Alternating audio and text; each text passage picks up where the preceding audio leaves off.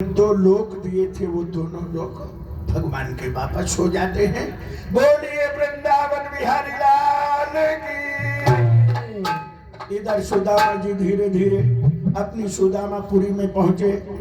सुशीला ने देखा, प्रेम से आरती को उतार करके अपने स्वामी को महल में ले गई। सुदामा कहने लगे ये सब क्या है? सुशीला कहने लगी ये सब राधा कृष्ण की कृपा है, राधा कृष्ण की। बड़े प्रेम से जीवन को गुजारने लगे।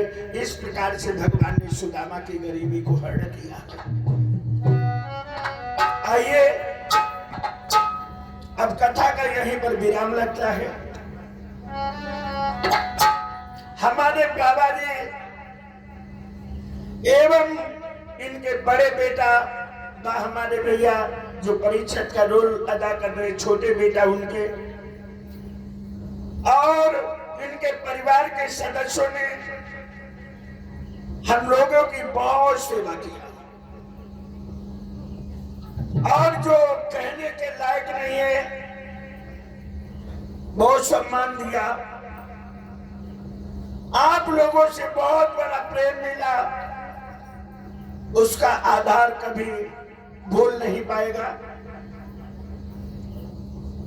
मेरे प्यारे भक्तों, इन 7 दिवसों के बीच में अगर हमारी वाणी के द्वारा हाथ में किसी को कोई कटु शब्द निकल गया हो, उसको लग गया हो, तो जाते वक्त तलक वो मेरी झोली में डाल देगा। मेरे जाने के बाद में वो कोई किसी से बदबू नहीं फैलाएगा, क्योंकि हर इंसान से कुछ न कुछ गलतियां हो जाती है। कोशिश तो यही रहती है अपने द्वारा कोई गलती ना होने पाए, लेकिन इस जीवन का कोई पता नहीं है। आज हम तुम्हारे बीच में हैं और कल क्या हो, ये संसार ही छोड़ करके जाना पड़े, इसका कोई भरोसा नहीं है। क्या नाम है? और उनका हमारे कृष्ण मौर्य जी की तरफ से सादर 200 सुमन और हिमांशु जी की तरफ से सादर 51 सुमन है। प्रभु इनके जीवन को सुख शांति देते रहे। मेरे प्यारे भक्तों,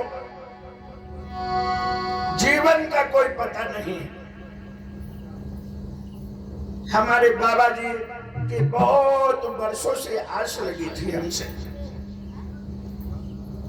क्योंकि तभी मेरा बचपना था। लमसम उम्र हमारी 17-18 साल की रही होगी। तब से हमारे बाबा जी से हमारी परिचय है। जब इन्होंने मेरी पहली कथा सुना था तो बोले हम भी अपने आश्रम में कार्यक्रम करवाना चाहते हैं। हम इनसे यही कहा था जब बाबा जी समय आ जाएगा तो हम स्वयं दौड़ करके तुम्हारे पास आ जाएंगे। और वो समय आया जो आपके बीच में हमें आना हुआ। आप लोगों का बड़ा प्रेम मिला, बाबा जी से बड़ा स्नेह मिला। मैं तो कामना करूंगा बाबा जी से हम लोगों को आशीर्वाद वो प्रदान करे, हनुमान जी से ले करके कि हम लोग ऐसे ही आगे बढ़े। और कहना होगा क्या, अरे रही जिंदगी तो मिलेंगे तुम्हारा।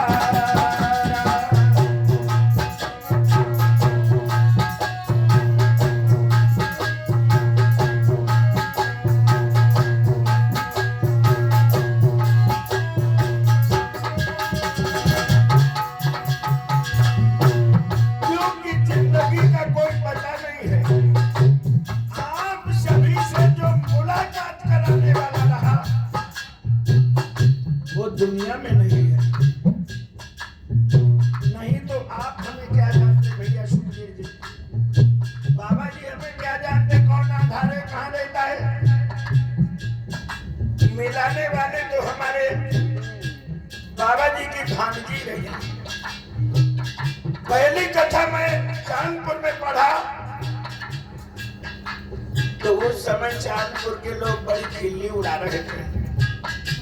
जब मैंने तखत मंगवाए थे तो कहने लगे क्या नौटंकी करोगे। लेकिन बाबा जी की भांजी कहने लगी गुरु जी इनकी बातों को बुरा न मानना, ये लोग तो आपस में मजाक करते रहते हैं। आज वो हमारे आपके बीच में नहीं है। मैं उनके घर पर कम से कम 7-8 भागवतें पढ़ी। वो तो नहीं है, लेकिन उनकी आत्मा हृदय में जरूर विद्यमान है, मूर्ति जरूर विद्यमान है। क्योंकि आपके बीच के मंजवानी वही रहे। मैं तो चाहूंगा जिंदगी भर जो वो रिश्ता हमारे तुम्हारे बीच में बना करके हम आपको दे गए हैं, उस रिश्ते को जीवन दे करके जीने जाऊंगा। अगर बाबा जी एक बार कहेंगे तो आधार कभी मैं आया था, ये पूछते रहे, मैंने कहा बाबा जी पैसे की कोई बात नहीं, पैसे तो मैं बहुत कमाता हूँ। एक प्रोग्राम के 90 हजार 1 लाख रुपए लेता हूँ। लेकिन बाबा जी से कहा नहीं, तुम्हारी आत्मा बहुत दिन से जुड़ी है, जोड़ने वाला भी संसार से चला गया है। अब मैं तुमको कथा एक बार जरूर सुनाऊंगा, और जिंदगी मेरी अगर रही, अगर बाबा जी ने मुझे याद किया तो मैं बिल्कुल तुम्हारे बीच में आऊंगा। क्यों?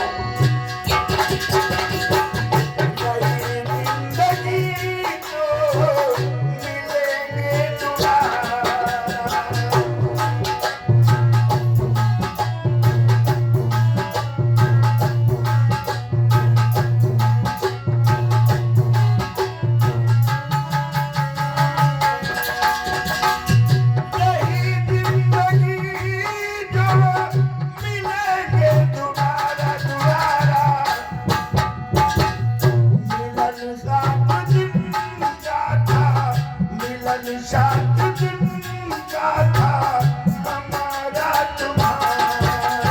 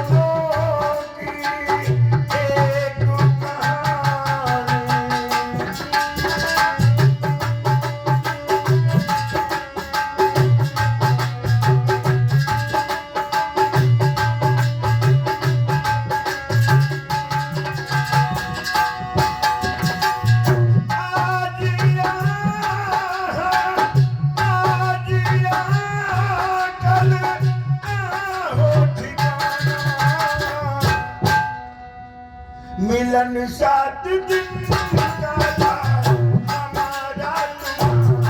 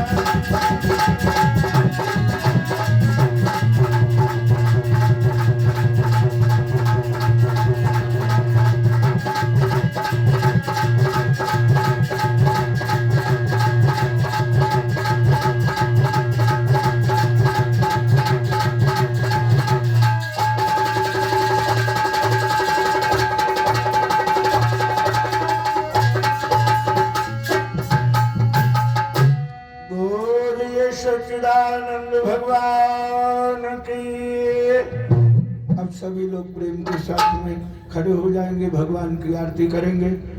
और यदि किसी को मेरे प्रोग्राम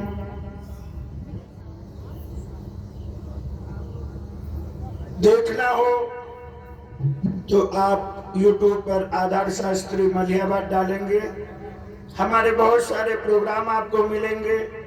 BK प्रसन्न के नाम से हमारा चैनल चलता है, जिसपे आपके यहाँ की जो रिकॉर्डिंग हुई वो लमसम 4-5 दिन के बीच में आ जाएगी।